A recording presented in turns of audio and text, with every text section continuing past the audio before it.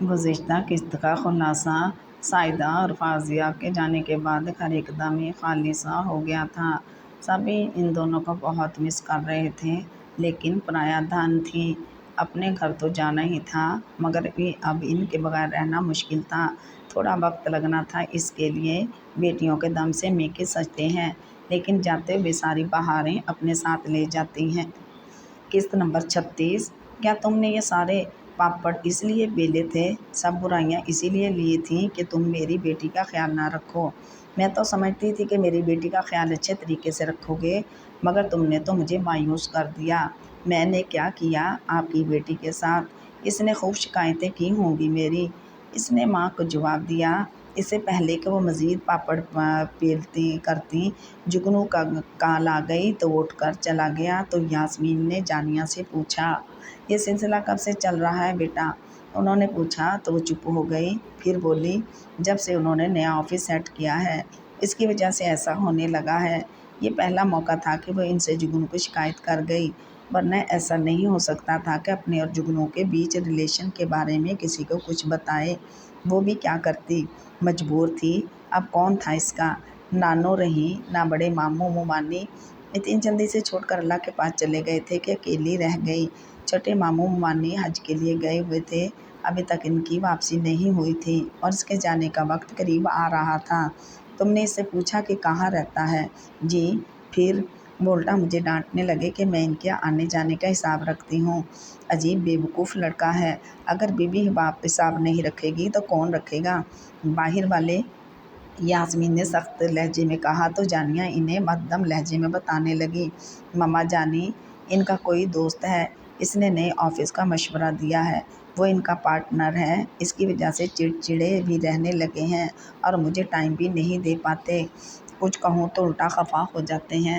اس کے ہونٹوں پر اداسی سی مسکراہٹ بکھر گئی۔ اوہ، تو یہ بات ہے، کچھ کرنا ہوگا بیٹی، ورنہ ایسا نہ ہو وقت ہمارے ہاتھ سے پھسل جائے اور ہم ہاتھ ملتے رہ جائیں، اگر وہ کھو گیا تو ہاتھ نہیں آئے گا۔ جانیہ سہم گئی، مما مجھے ان سے ڈر لگتا ہے، آپ ہی بات کر لیجئے گا۔ وہ کچھ نہیں بولیں، بہو کے فکر مند چہرے کی طرف دیکھتی رہ گئیں۔ کچھ دیر بعد وہ آیا تو خاموش تھا۔ یاسمین نے ٹوٹا ہوا سلسلہ وہیں سے شروع کیا جہاں سے ٹوٹا تھا۔ جانیہ نے اس سے کھانے کے لیے پوچھا تو اس نے انکار کر دیا اور بولا، مجھے بھوک نہیں ہے۔ وہ چپ ہو گئی تو ماں نے کہا، کیوں بیٹا، کیا تم نے کوئی دوسرا گھر بنا لیا ہے؟ ان کے چہرے پر دکھ پھیلا ہوا تھا۔ نہیں مما، یہ کیسی بات کہہ دی آپ نے؟ اس نے گھبرا کر کہا۔ پھر میں کیا کہوں، تمہارا رویہ تمہارے بدل جانے کی چغلی کھا رہا ہے۔ ایسا تو بیٹا جب بھی ہوتا ہے جب ہم سے زیادہ محبت اور دلداری کرنے والا موجود ہو۔ نہیں، ایسی بات نہیں ہے، بس سائیڈ بزنس کی وجہ سے کچھ مصروف ہو گیا ہوں اور یہ لگی شکایتوں کے دفتر کھولنے، آخر ہے تو وہی عورت، موقع کیوں ہاتھ سے جانے دے؟ جانیہ نے لبوں پر ہاتھ رکھ کر یاسمین کی طرف دیکھا۔ کس انداز میں مخاطب ہو جانیہ سے؟ جانتے ہو کیا بول رہے ہو؟ کیا تمہیں بات کرنے کی تمیز بھی نہیں رہی ہے جگنو؟ سوری مما جانی، مگر جانیہ کو یہ سب نہیں کہنا چاہیے تھا، یہ معمولی باتیں ہیں، میں نے روپے پیسے میں کوئی کمی نہیں آنے دی جانیہ کو۔ جیسے ہی آفس سیٹ ہو جائے گا تو میری ساری پریشانیاں بھی ختم ہو جائیں گی، پھر سب ٹھیک ہو جائے گا۔ تم غلط ہو جگنو، اگر وہ مجھے نہیں کہے گی تو کسے کہے گی؟ آئندہ یہ مت کہنا، بولتے ہوئے خیال رکھنا، جانیہ کی ماں زندہ ہے ابھی۔ وہ خاموش رہا۔ ٹھیک ہے بیٹا، تمہاری ان کہانیوں پر کم سے کم میں یقین نہیں کر سکتی، تم سرابوں میں پھنس گئے ہو، تم نے جو چاہا وہ پا لیا، ماں کے اعتماد کو ٹھیس پہنچائی اور اب بیوی کی حق تلفی کر رہے ہو۔ ایک تم ہی تو ہو جس نے اس گھر کے افراد کو جمع کیے رکھا اور پھر جانیہ تھی جس کی کوششوں نے چڑیا کے گھونسلے کو بکھرنے نہیں دیا اور اب تم اس گھر کو ہی تنکوں کی طرح بکھیر رہے ہو۔ اس سے آگے میں اور کیا کہوں؟ جانیہ گھر میں بیٹھنے والی عورت تمہارے تعاقب میں کہاں کہاں جا سکتی ہے، مگر کم سے کم جھوٹ کو تو اپنا شعار نہ بناؤ۔ تم سمجھتے ہو مرد جتنے فون کرے، جتنی خلاف ورزیاں کرے، اعتماد کے محل مسمار کرے، اس کے لیے کوئی عدالت نہیں کھلتی؟ تو بیٹا یہ تمہاری بھول ہے، جانیہ تمہاری بیوی ہے، کون ہے اس کے پیچھے؟ جو ہیں ان سے بھی کٹ کر رہ گئی ہے، 2-4 دن کے لیے مہمانوں کی طرح آتی ہے، زبان کھولے گی تو کاٹی جائے گی، مگر میں تمہاری ماں ہوں، جس طرح پیدا کیا ہے इसी तरह नापैद भी कर सकती हूँ। माँ कभी कमज़ोर नहीं होती, संभल जाओ। अगर तुम्हारे बाबा को तुम्हारी ये बातें पता चल गईं तो क्या होगा, और ख़ानदान वालों को भनक पड़ गई तो सर उठाने के काबिल नहीं रहेंगे, क्योंकि आखिर है तो जानिया मेरा ही खून, और तुम इसके लिए मुझसे लड़ते भी रहे हो। मम्मा जानी, माफ़ कर दें, अब ऐसी कोताही नहीं होगी। वो इनसे लिपट गया। यासीन बेगम ने इसकी तरफ खामोशी से देखा और जानिया के सर पर हाथ रख कर चली गईं। तब वो जानिया से मुखातिब होकर पूछने लगा, तुमने मम्मा जानी से मेरी शिकायतें की हैं? अब सुकून मिल गया। जुगनू के लहजे में तंज था। जानिया ने यकबार की इसका शोला फिशा आंखों को देखा, संभली और मुस्कुरा कर बोली, मैंने शिकायत नहीं की है। वो माँ हैं, बेटी का हाल बगैर कहे जान गईं। फिर क्या कर लिया तुमने, या कर लोगी? जाहिर है मैं कर भी क्या सकती हूँ। क्या बिगाड़ लूँगी आपका? इस सच से इतना होगा कि मैं अपना मुंह बंद कर लूँगी और कुछ नहीं कहूँगी, इसलिए कि मैं आपसे मोहब्बत करती हूँ। मगर अब मैं आपकी मोहब्बत नहीं रही, जिसकी जुदाई का, तकलीफ़ का आपको एहसास हो। ये कहकर वह हाथों में चेहरा छिपा कर रोने लगी और फिर बेड पर ऊंधी मुंह गिरकर तकिए में मुँह छुपाकर रो पड़ी। जुगनू परेशान हो गया। वो बेचैन होकर इसकी तरफ बढ़ा। वो खामोशी से इसके पास बैठ कर बालों में उंगलियां फेरने लगा। जानिया जल्दी से उठकर बैठ गई और आंसू भरी आंखों से इसको देखकर बोली, मुझे हमदर्दी की ज़रूरत नहीं, आपकी जन्नत आपको मुबारक। मेरी जन्नत तो यही है जानिया, तुमसे बढ़कर भला और कौन होगी। चलो गुस्सा थूक दो, आंसू पोंछो और मुस्कुराकर मेरी तरफ देखो। जुगनू ने हंसकर इसका हाथ थाम लिया। चलो माफ़ कर दो, अब घर से फरार नहीं होऊंगा और डांटूंगा भी नहीं, इसने शरारत से मुस्कुराकर कहा। तो जानिया की भी हंसी निकल गई। आप बहुत बड़े फनकार हैं। इसने मुस्कुराहट होंठों में दबाकर इसकी तरफ देखा। वो तो मैं हूँ। फिर दोनों का कहका एक साथ निकल गया। देखो जानिया, तुम बदगुमान ना होना कभी भी मुझसे। सच तो ये है कि जब काम से घबरा जाता हूँ तो उठकर दोस्तों के साथ चला जाता हूँ, घूम फिर कर इंजॉय करता हूँ। इसमें शक नहीं कि तुम्हारे साथ हल्क तलफी कर जाता हूँ। वो मुस्कुराया। जुगनू, आपको क्या ज़रूरत है साइड बिजनेस करने की? इस नए ऑफिस की सूरत में एक अनदेखा जाल तैयार कर गया है, और इसको स्टैब्लिश करने वालों के लिए इस जाल से निकलना आसान नहीं। क्यों खुद को ज़ाया करने के पीछे लगे हुए हैं? इससे तो अच्छा था हम पाकिस्तान वापस आकर अच्छी ज़िंदगी गुजारते। नहीं चंदा, ऐसी बात नहीं है, हम वहाँ भी अच्छे बल्कि बेहतरीन ज़िंदगी गुजार रहे हैं।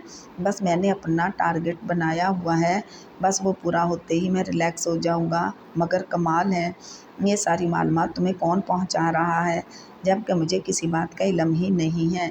इसने हैरान होकर जानिया को देखा और मुस्कुरा कर बोला, तुम जानती हो मैंने हमेशा अपनी मर्ज़ी की है, आज़ाद रहा हूँ हमेशा। अपनी नींद सोया, अपनी नींद जागा, पाबंदी बर्दाश्त नहीं होती मुझसे। लेकिन इस बिज़नेस में मुझे पाबंद होना पड़ा है, वरना तो पहले से कब होता था। बस यही मेरा कसूर है, इसने हंसते हुए कहा।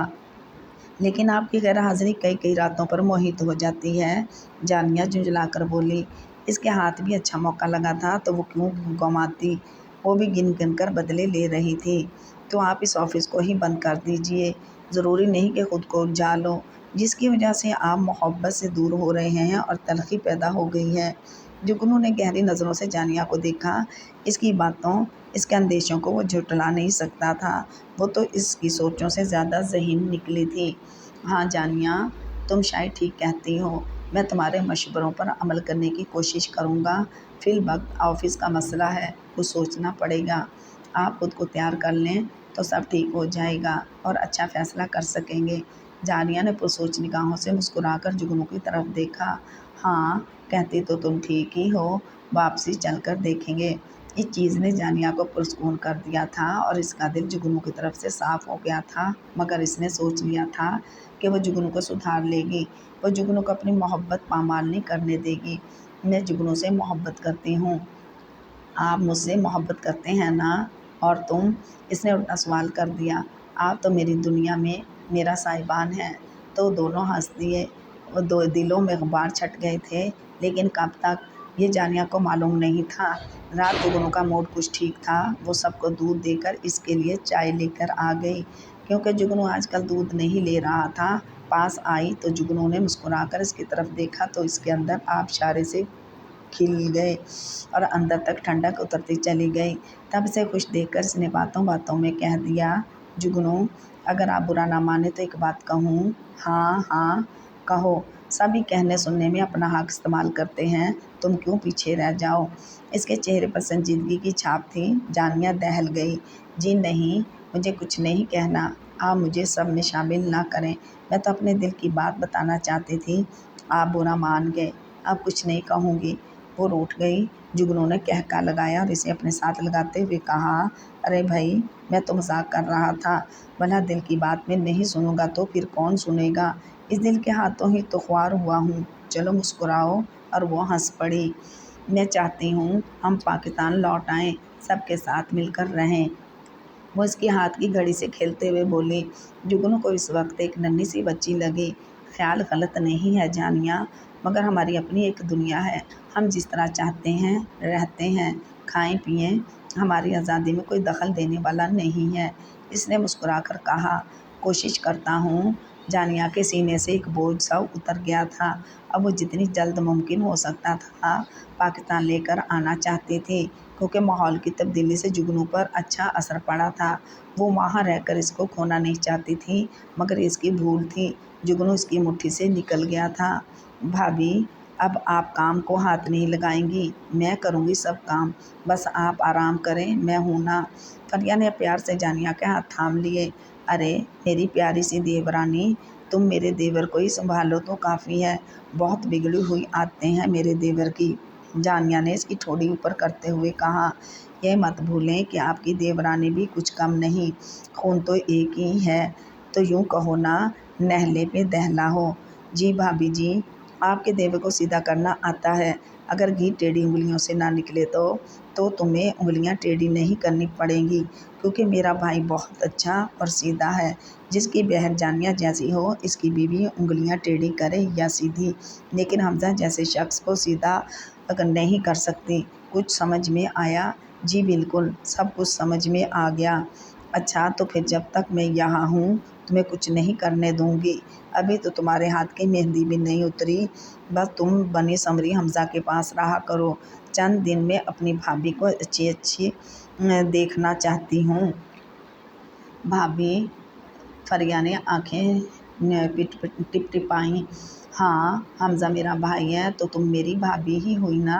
جانتی ہو حمزہ کی ساری رسمیں میں نے ہی کی ہیں اور نیک بھی خوب وصول کیے ہیں۔ جی اچھا جی نند صاحبہ، اب روایتی نند والا روپ نہ دھار لینا، ایسا کبھی نہیں ہو سکتا۔ اس نے فریہ کو سینے سے لگا لیا۔ اللہ تمہیں ہمیشہ خوش رکھے، آمین۔ پھر جب تک وہ رہی، اس نے فریہ کو پانی بھی اٹھ کر نہیں پینے دیا۔ اس کے چاؤ چونچلے کس نے پورے نہیں کیے تھے، لیکن جانیہ نے فریہ کی سب خواہشیں پوری کیں۔ ان کے لندن آنے سے پہلے سعدیہ اور فائزہ بھی آ گئی تھیں۔ گھر میں ایک بار پھر سے بہار آ گئی تھی۔ راجپوت ہاؤس قہقہوں اور خوشیوں سے گونج اٹھا تھا۔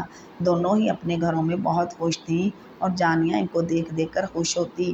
اس نے آنے سے پہلے فریہ سے وعدہ لیا تھا کہ وہ مما جانی اور بابا جانی کا بہت خیال رکھے گی۔ یاسمین بیگم نے جگنو کو خوب سمجھایا تھا اور اس نے ان سے وعدہ کیا تھا کہ وہ جانیہ کو کوئی دکھ نہیں پہنچائے گا، بلکہ وہ سائیڈ بزنس ختم کر دے گا۔ لیکن یہ سب باتیں پاکستان کے حد تک تھیں۔ لندن پہنچ کر وہ سب عہد و پیمان بھول گیا تھا۔ لندن جانے سے پہلے جانیہ کے دل کو شدید صدمہ پہنچا تھا کہ ماموں ممانی حج کی ادائیگی کے بعد آ رہے تھے کہ لاہور سے اکاڑا کے راستے کے درمیان ایک حادثے میں چل بسے۔ جانیہ پاگل ہونے والی ہو گئی تھی اور یہ کڑا وقت اس نے کیسے گزارا تھا وہی جانتی تھی۔ راؤ ہاؤس برباد ہو گیا تھا۔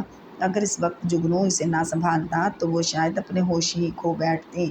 وہ کچھ دن پاکستان رکنا چاہتی تھی، لیکن ساس نے رکنے نہیں دیا، کیونکہ جو حالات ان کے سامنے آئے تھے وہ بہت بھیانک تھے۔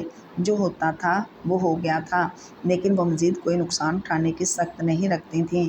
سو انہوں نے جانیہ کو مجبور کر کے جگنو کے ساتھ بھیج دیا تھا اور اس بار وہ اپنا سب کچھ ختم کر کے تہی دست تہی دامن جا رہی تھی۔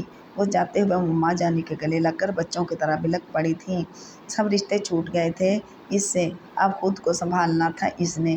جانے والے کب لوٹ کر آتے ہیں، پیچھے رہ جانے والوں کو صبر کرنا ہی پڑتا ہے۔